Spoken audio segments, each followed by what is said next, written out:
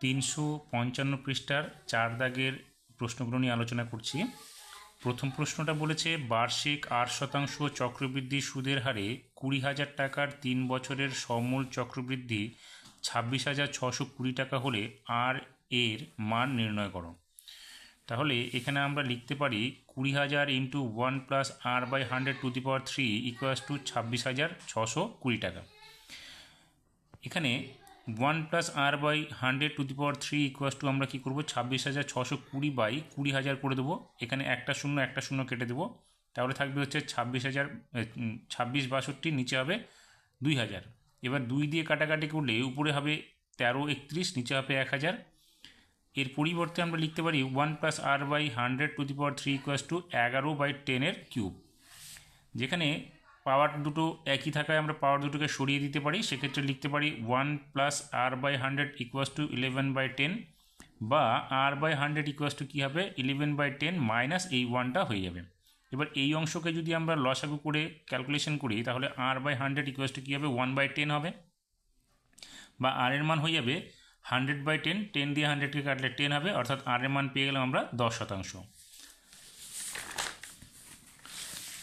2 নম্বর প্রশ্নে বলেছে 2 জনের অংশীদারি ব্যবসায় মোট লাভ হয় 1500 টাকা, রাজীবের মূলধন 6,000 টাকা এবং লাভ 900 টাকা হলে অজিতের মূলধন কত? যেহেতু এখানে 1500 টাকা মোট লাভ, এখানে অংশীদারি ব্যবসায় যে মূলধন নেওয়া হয়েছে 600 টাকা, তাহলে আমরা অজিতের মূলধনটাকে এক্স টাকা ধরে নিই। সেক্ষেত্রে 6,000 টাকা এবং এক্স টাকার যে অনুপাতটা সেটা তাদের দুজনের মূলধনের অনুপাতের সঙ্গে সমান হবে। তাহলে রাজীব যদি 600 টাকা লাভ্যাংশ পায়, অজিত লভ্যাংশ পাবে কত? 1500 টাকা থেকে 900 টাকা মাইনাস করলে হবে 600 টাকা। সেক্ষেত্রে আমরা এখানে লিখব 6,000 ইস্টু অজিত, অর্থাৎ অজিতকে মূলধন যেটা সেটা আমাদের বের করতে হবে, সমান ছিল 900 ইস্টু 1500 থেকে 900 মাইনাস করলে এটা হবে অজিতের লভ্যাংশ। সেক্ষেত্রে 6,000 by Ajit equals to 900 by এখানে মাইনাস করলে হবে 600। এবার অজিতের মূলধনটা কী হবে? অজিত ইকুয়ালস টু হয়ে যাবে আমাদের 900টা কী হবে 6,000-এর সঙ্গে 600 গুণ হবে এবং নিচে 9,000 হয়ে যাবে। অর্থাৎ এখানে আমরা 0 দুটো কেটে দিয়ে আমরা লিখব হচ্ছে, এখানে দেখো যদি কাটাকাটি করি আমরা 6,000 বাই 3 পাবো। এখানে কাটাকাটি করলে এটা 3 দিয়ে 2 হবে, এখানে 3 হবে। সেক্ষেত্রে 3টা চলে যাবে নিচে এবং উপরে আসবে 2, অর্থাৎ 3 দিয়ে আমরা যদি এখানে 6,000কে কাটি তাহলে হবে 2,000, 2,000 গুণ 2 অর্থাৎ 4,000। আমরা পেয়ে গেলাম অজিতের মূলধন হচ্ছে 4,000 টাকা। 3 নম্বরে বলেছে একটি দ্বিঘাত সমীকরণের বীজদ্বয়ের সমষ্টি 14 ও গুণফল 24 হলে দ্বিঘাত সমীকরণটি লেখো। আমরা দ্বিঘাত সমীকরণের বীজ দুটি ধরে নিচ্ছি, প্রথমটা আলফা এবং দ্বিতীয়টি বিটা। তাহলে আলফা প্লাস বিটা হবে প্রশ্নানুসারে 14 এবং আলফা ইন্টু বিটা হবে 24। আমরা দ্বিঘাত সমীকরণের ক্ষেত্রে কী জানি? Alpha square minus X square minus alpha plus beta into X plus alpha into beta equals to 0। এটা হচ্ছে সমীকরণ গঠনের সূত্রটা। তাহলে আমরা আলফা প্লাস বিটা কত পেয়েছি? 14। তাহলে আমরা লিখব x square minus 14x plus এখানে আলফা ইন্টু বিটা মানে 24। তাহলে আলফা বিটার মানে জায়গায় আমরা লিখবো হচ্ছে 24।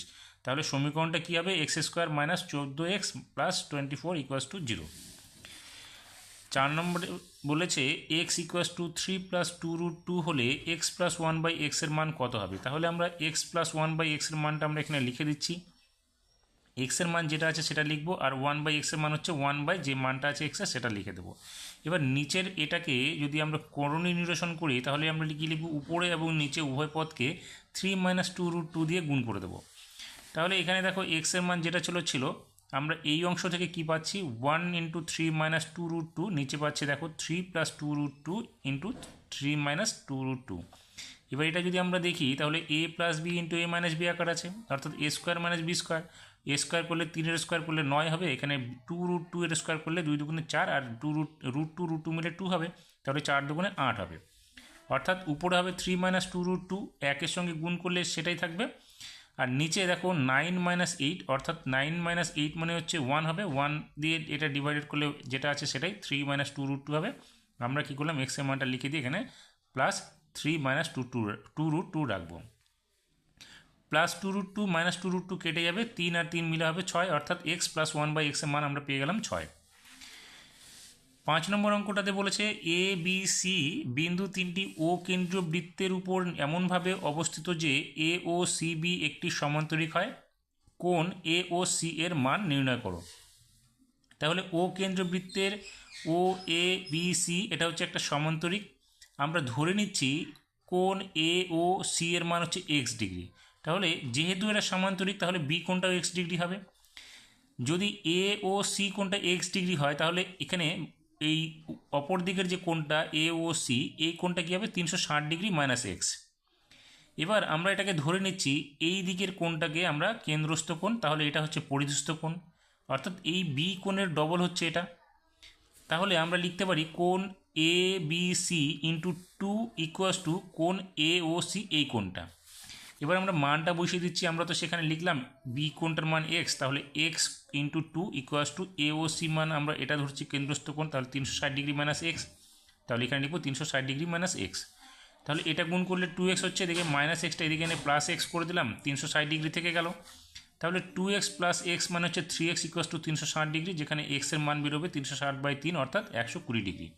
তাহলে এক্স মান বলতে আমাদের এখানে যেটা চেয়েছিল এ ও সি, অর্থাৎ এ ও সি এই ভিতরের কোণটা, এই সামান্তরিকের ভিতরের কোণটা এ ও সি মান হচ্ছে আমাদের এক্সের মান হচ্ছে 120 ডিগ্রি। 6 নম্বরে বলেছে দুটি সদৃশ ত্রিভুজের পরিসীমা যথাক্রমে 20 সেমি এবং 16 সেমি। প্রথম ত্রিভুজের একটি বাহুর দৈর্ঘ্য 9 সেমি হলে দ্বিতীয় ত্রিভুজের অনুরূপ বাহুর দৈর্ঘ্য কত? আমরা এখানে ধরে নিচ্ছি ত্রিভুজ এ বি সি এবং পি কিউ আর এই দুটো পরস্পর সদৃশ। এখানে এ বি সি ত্রিভুজের বাহুদ্বয় ধরে নিচ্ছি এক্স ওয়াই এবং জেড একক, আর পি কিউ আর এর ক্ষেত্রে ধরে নিচ্ছি কে এক্স কে ওয়াই কে জেড। আমরা আরেকটা ধরে নিচ্ছি যেখানে বলেছে প্রথম ত্রিভুজের একটি বাহুর দৈর্ঘ্য হচ্ছে 9 সেমি, আমরা এখানে এই এ বি বাহু এক্স ইকুয়াস টু 9 সেমি ধরে নিলাম। তাহলে এখানে প্রথম ত্রিভুজের পরিসীমা হচ্ছে 20 সেমি, তাহলে আমরা লিখতে পারি এ বি সি ত্রিভুজের ক্ষেত্রে X plus Y plus Z equals to 20 এবং এক্সকে ধরে নিচ্ছি আমরা 9 সেমি, অর্থাৎ এ বির মানটা। আবার দ্বিতীয় ত্রিভুজের ক্ষেত্রে কী হবে, কে এক্স কে ওয়াই কে জেড এদের সমষ্টি হচ্ছে কত 16, তাহলে এখানে আমরা লিখতে পারি 16। এবার এখান থেকে কে কমন নিলে K into X plus Y plus Z equals to 16 হবে। আমরা কিন্তু এক্স প্লাস ওয়াই প্লাস জেডের মান বের করেছি 20, তাহলে এখানে হবে কে ইন্টু 20 ইকুয়াস টু 16, যেখানে কে এর মান হচ্ছে কত 16/20। এবার এই কে এর মান যদি 16/20 হয় তাহলে দেখো এখানে এ বির অনুরূপ বাহুটা কোনটা পি কিউ, তাহলে পি কিউ কে এক্স, তাহলে এখানে আমরা কে এক্স ইকুয়াস টু কী লিখবো 16/20 কে এর মানটা ইন্টু এক্স, এক্সের মানটা কত 9 এখানে, তাহলে এখানে আমরা লিখবো 9। কাটাকাটি করলে কী হবে দেখো 4 দিয়ে কাটলে 4 4 16, এখানে 4 5 20 অর্থাৎ 4 9 36/5, 36/5 অর্থাৎ 5 দিয়ে 36কে ভাগ করলে কত হবে 7.2। তাহলে আমাদের প্রথম ত্রিভুজের একটি বাহুর দৈর্ঘ্য যদি 9 সেমি হয় তাহলে অনুরূপ বাহুটার দৈর্ঘ্য কত হবে 7.2 সেমি। 7 নম্বরে বলেছে একটি ত্রিভুজের 3টি বাহুর দৈর্ঘ্য যথাক্রমে 6 সেমি 8 সেমি এবং 10 সেমি, ত্রিভুজটির পরিব্যাসার্ধ কত? তাহলে এখানে একটি ত্রিভুজ এ বি সি তার বাহু তিনটি হচ্ছে 6 8 এবং 10, আমাদের বের করতে হবে এখানে পরিব্যাসার্ধের দৈর্ঘ্যটা, অর্থাৎ ব্যাসার্ধের দৈর্ঘ্যটা বৃত্তটার এবিসি ত্রিভুজের যে পরিবৃত্ত অঙ্কন করা হয়েছে তার ব্যাসার্ধ দৈর্ঘ্যটা আমাদের বের করতে হবে। আমাদের এখানে দেখে নিতে হবে যে এখানে যে ত্রিভুজটা রয়েছে তার লম্ব স্কয়ার প্লাস ভূমি স্কয়ার করলে ইকুয়াস টু অতিভুজ স্কয়ার হয় কিনা, তাহলে A B square plus BC square equals to AC square হয় কিনা আমরা এখানে মান বসিয়ে দেখে নেব।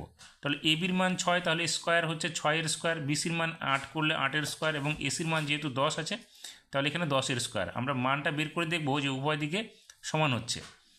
এক্ষেত্রে যেহেতু এটা এসি হচ্ছে অতিভুজ, তাহলে অতিভুজের বিপরীত কোণটা বি কোণটা হচ্ছে সমকোণ অর্থাৎ 90 ডিগ্রি। সেক্ষেত্রে যেহেতু এটা এবিসি একটা সমকোণী ত্রিভুজ, সমকোণী ত্রিভুজের অতিভুজ হচ্ছে পরিবৃত্তের ব্যাস, তাহলে এসি হচ্ছে এই এবিসি ত্রিভুজের পরিবৃত্তের ব্যাস, সেক্ষেত্রে ব্যাসার্ধ কত হবে, ব্যাসের মানটাকে অর্ধেক করতে হবে অর্থাৎ AC/2, তাহলে AC/2 করলে কত হবে, এসির মান হচ্ছে 10, 10/2 করলে হচ্ছে 5 সেন্টিমিটার, অর্থাৎ ত্রিভুজটির পরিবৃত্তের ব্যাসার্ধ হচ্ছে 5 সেন্টিমিটার। 8 নম্বরে বলেছে যদি 3x equals to cosec alpha এবং 3/x equals to caught alpha হয় তাহলে এক্স স্কোয়ার মাইনাস 1/x স্কোয়ারের মান কত হবে? আমরা জানি cosec square theta minus cot square theta equals to 1, তাহলে আমরা লিখতে পারি cosec square alpha minus cot square alpha equals to 1। এখানে মানটা আমরা বসিয়ে দিচ্ছি, কোসেক আলফার মান হচ্ছে 3x, তাহলে 3x স্কোয়ার মাইনাস এখানে কট আলফার মান কত 3/x, তাহলে 3/x এর স্কোয়ার ইকুয়াস টু 1। এটাকে স্কোয়ার করলে হবে 9x স্কোয়ার, এখানে হবে 9/x এর স্কোয়ার ইকুয়াস টু 1। আমরা কি করলাম 9টাকে কমন নিলাম, তাহলে হবে 9 into x square minus 1/x square equals to 1, যেখানে x square minus 1/x square মান হয়ে যাবে 1/9টা এখানে চলে আসবে, অর্থাৎ 1/9 হবে অ্যান্সার। 9 নম্বরে বলেছে একটি ঘুড়ির উন্নতি কোণ 60 ডিগ্রি এবং সুতোর দৈর্ঘ্য 3 মিটার হলে ঘুড়িটির মাটি থেকে কত উচ্চতায় উঠছে।